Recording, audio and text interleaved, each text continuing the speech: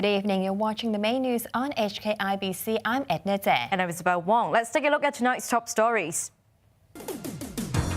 Police hunting for 4 suspects involved in daring Hong Kong armed robbery. Seafood businesses in Sai Kung severely affected by nearby damaged sewage treatment facility. And green light given to tear down most of iconic garden centre in Sham Shui Po for redevelopment. Police are on the hunt for 4 South Asian men suspected of armed robbery in Hong Kong this morning that left 2 jewellery store employees injured. Police set up roadblocks across the city looking for the getaway car. It was later found abandoned in Wong reports. Heavily armed police officers were deployed across several locations in the city today after a brazen daylight robbery. Officers could be seen at the entrance of the Cross Harbour Tunnel in Hong Kong, who were searching for the getaway car used by the robbers. Roadblocks were set up on Hong Kong Island and in the New Territories, causing traffic jams in some locations.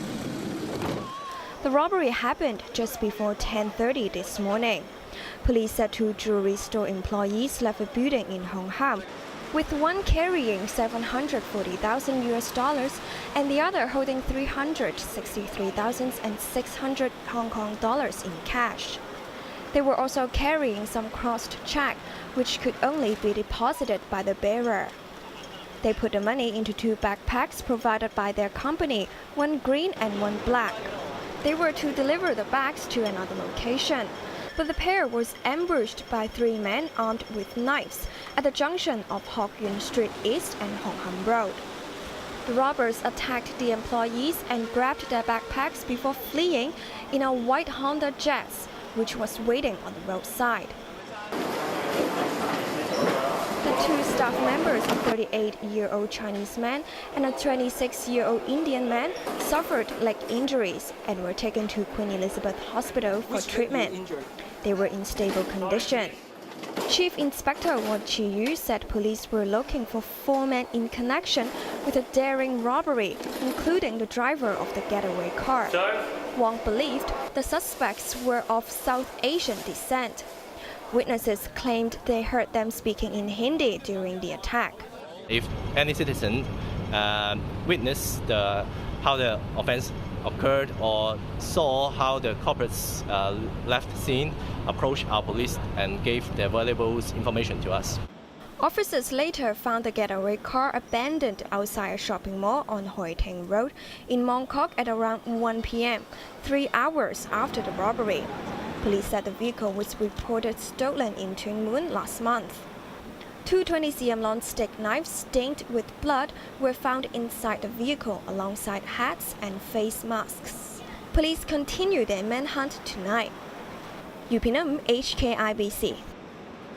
The damaged Sai Kung sewage treatment facility has already affected popular seafood businesses in the area, as some customers are worried about eating potentially contaminated dishes. Fishermen who supply the restaurants say their businesses has already dropped 70% over pollution fears.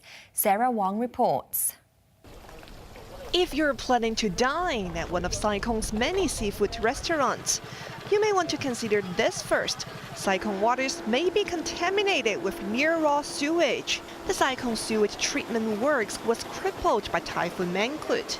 Its secondary purification function was severely damaged. This has given rise to fears that fresh seafood sold at the popular restaurant could be contaminated by polluted water. The sewage treatment facility is around 600 meters away from Sai Kung's Seafood Street.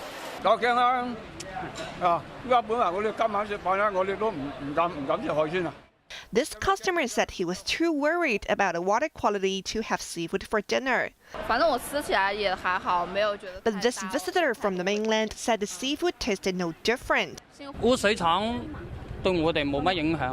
This restaurant worker stood by his product, saying that the quality of their food wasn't affected by the damaged sewage treatment facility.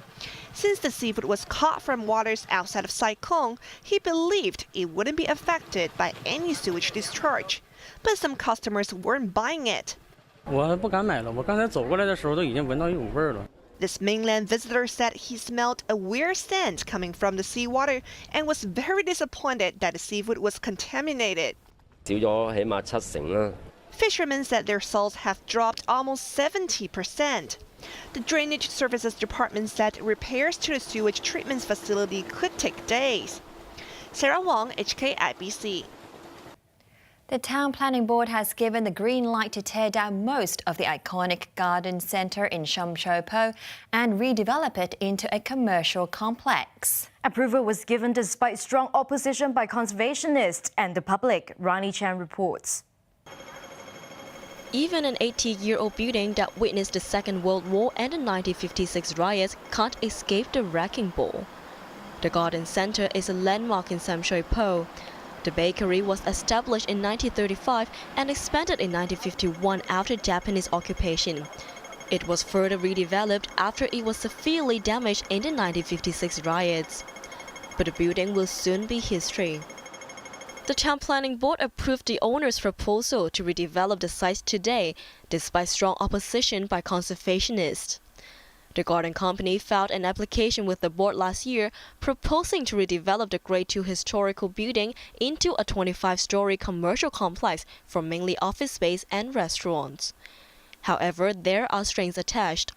The city's first bakery can redevelop the building only if it meets several conservation requirements suggested by the Antiquities Advisory Board.